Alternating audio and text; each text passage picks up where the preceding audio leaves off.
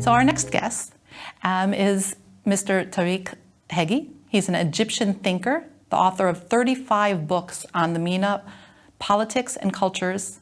He speaks out about radicalism, modernity, and the limitations imposed on thinkers across the Arab world today. He's a board member of 11 universities or institutions and former professor, and the ex-CEO of Shell Oil MENA. In addition to many other of his works, he sponsors a scholarship for graduate students studying Jewish-Muslim relations at the University of Toronto. Mr. Heggy, thank you so much for joining us today. I know that you've expressed communal remorse for what has happened to the Jews in Arab-speaking lands. How did this Jewish experience affect you? I have two introductions to what I want to say. Okay. The first is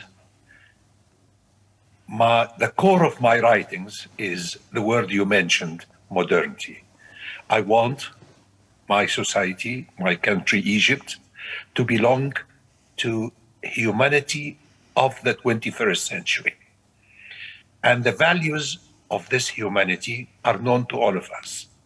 Things like cultural and religious tolerance, acceptance of the other, accepting that ideas, people are different, coexistence between different people, scientific thinking, women's rights. These are some of the values of modern humanity.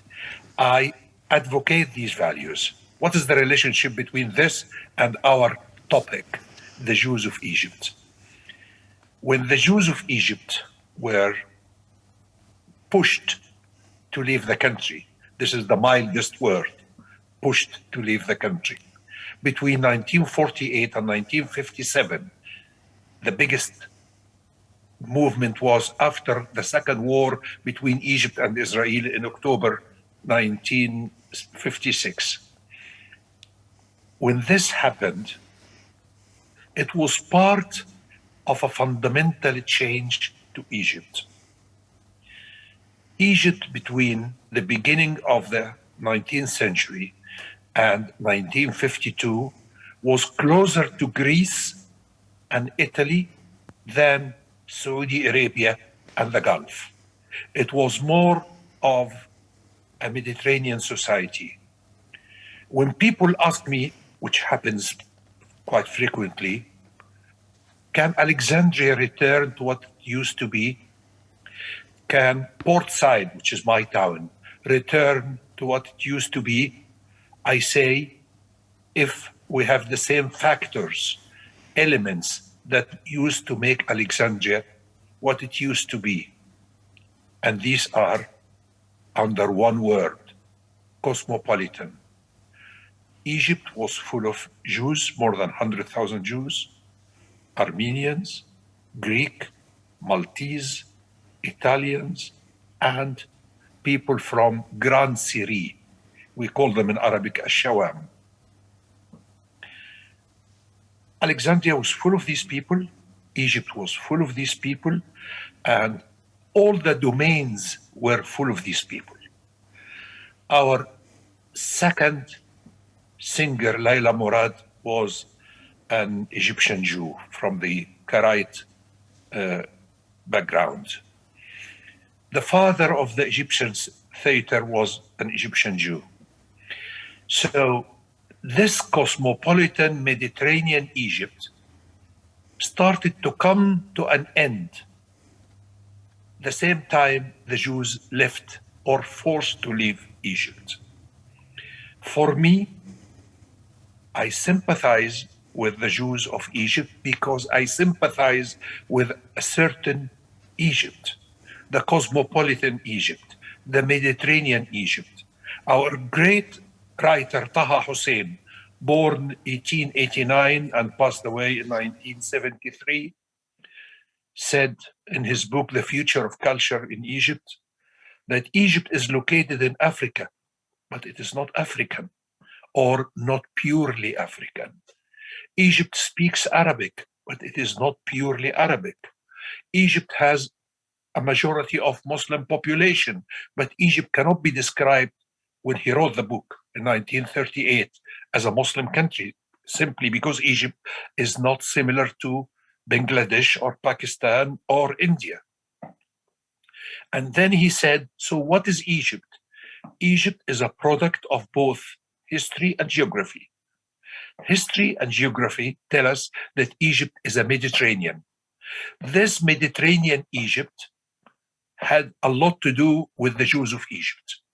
They were there in all sectors, in all domains, in all areas of business, art, music, theater, opera. And when they left, it was the end of an era. They were not the only ones who left. The Greek left. Alexandria, the name of Alexandria itself is a Greek name. As a young boy in Portside in 1956, I used to see many Greek people having simple business, shops, whatever. The Jews left, and also all the minorities left. The impact was detrimental. Egypt, that used to look like Spain, Italy, Greece, became much closer to Arabia. It's against history. It's against geography. There's nothing wrong with them, but we were not part of them. Even our name was the Kingdom of Egypt. Look at our name today, officially, the Arab Republic of Egypt. For me as a boy, if I heard my father saying there are many Arabs in Cairo these days, the word Arabs would have meant foreigners or strangers, because we never labeled ourselves as Arabs. Nothing wrong with being an Arab, but we were not labeling ourselves as Arabs. We were labeling ourselves as Egyptians. Part of this equation was the 100,000 Egyptian Jews who were excelling in every area, from business to jewelry to cinema, theater, music, everywhere. Of course, they were pushed out because of political reasons, but not only political. These political reasons were mixed with hatred. There is no doubt about it. If somebody says what happened to the Jews of Egypt between 1948 and 1957 was fully and only and solely political, I say, no, of course not. There was a political dimension, of course, but there was also a religious-based hatred. And afterwards, after we sadly got rid of the minorities, on top of them are the Egyptian Jews. And by the way, Egyptian Jews belong to all the sects of Judaism. We had the Karaites, we had the Sephardim, and we had the Ashkenazim. And of course, the oldest community was the Karaites. They were here since Genesis.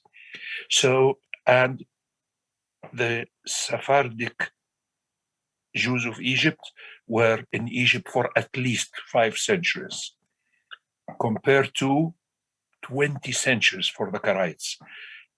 I wouldn't say 20 centuries for the Karaites, because the Karaites were not Karaites 2,000 years ago, but they are Jews that lived in Egypt and became Karaites afterwards.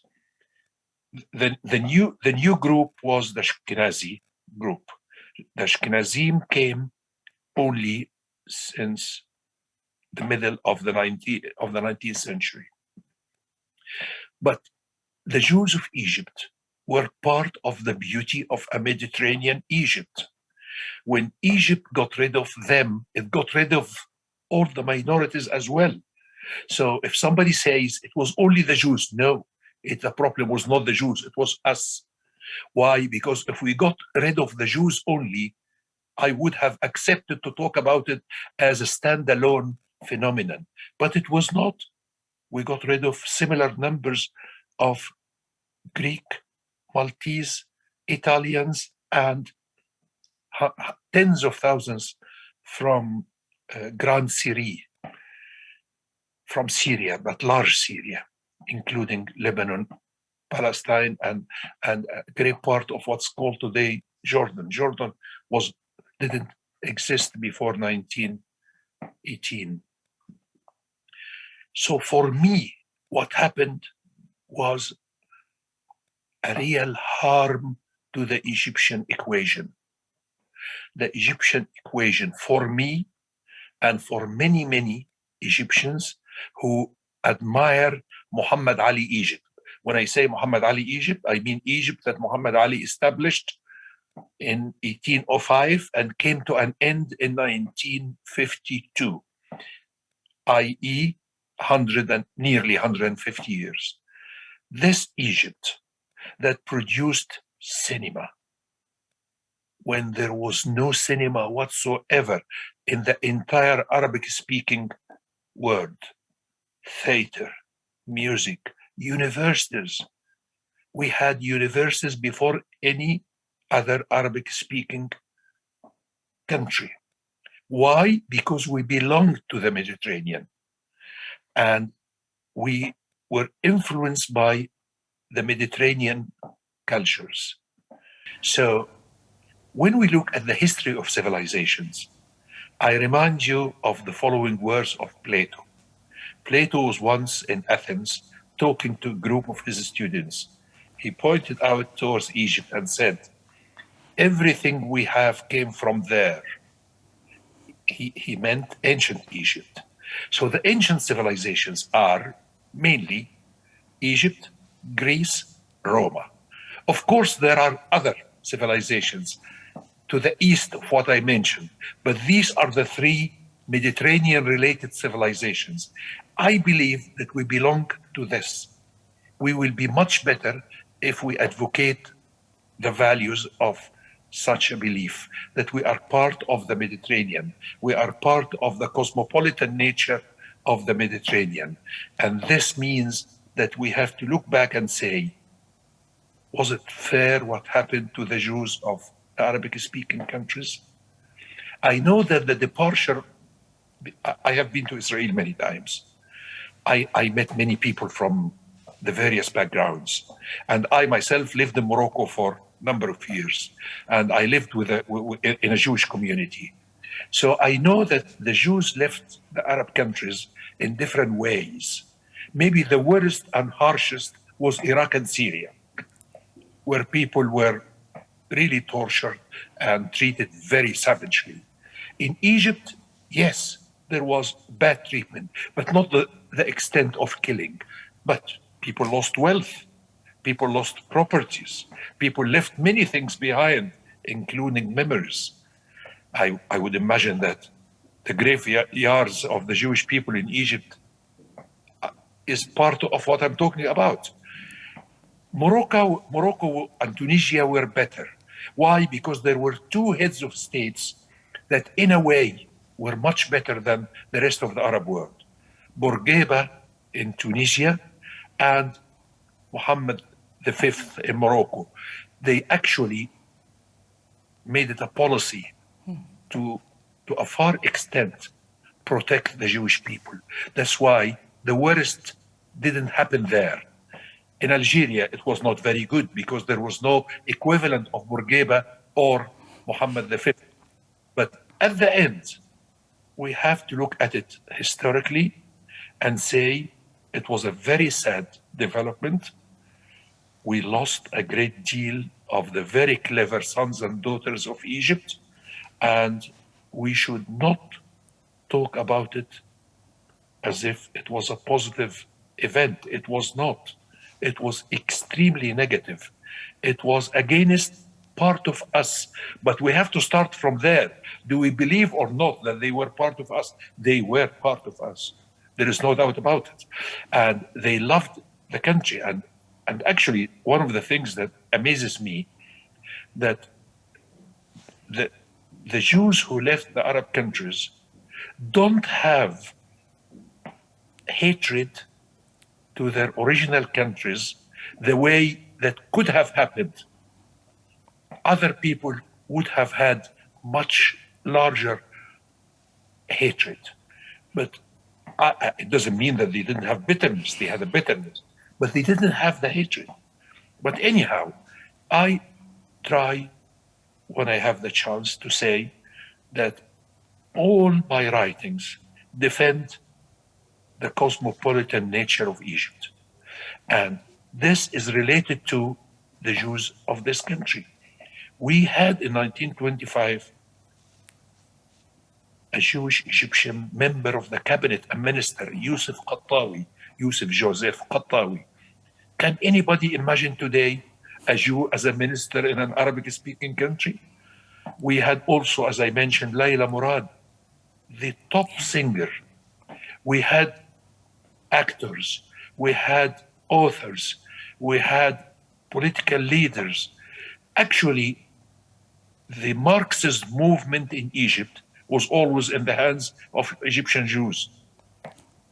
The father of the Egyptian Communist Party, Hadetto is the abbreviation in Arabic, makes the name Hadetto. His name is Henry Coriel. Henry Coriel is an Egyptian Jew who left Egypt in 1949. And his son became the editor-in-chief of Le Monde in France.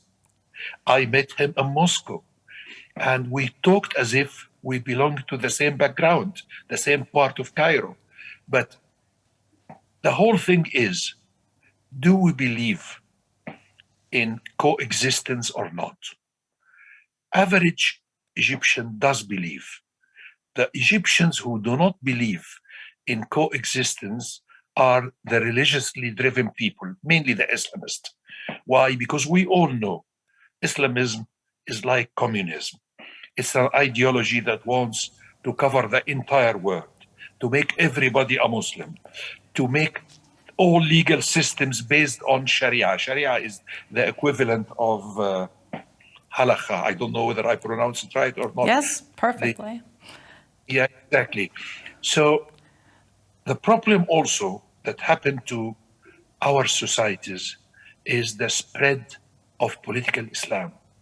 Because political Islam I'm going to stop you there because that is an important topic, an extremely important topic, but I don't want to go off on that right now. And I would love to have you back for another program because I think that's going to be an important part of what we're talking about. But I have to tell you, any Egyptian that I speak with, no matter what religion they're from, they always talk about the cosmopolitan nature of Egyptian society. And the fact that you talked about that so much as well just reminds us that the modernity was there. And we really appreciate that you're trying to get back there. And we really appreciate your coming today and sharing your story and your take on it. So thank you so much for joining. And like I said, I hope to continue this conversation because this is really important. I look forward. Thank you. Have a wonderful rest of your day. All the best. Bye. All the best.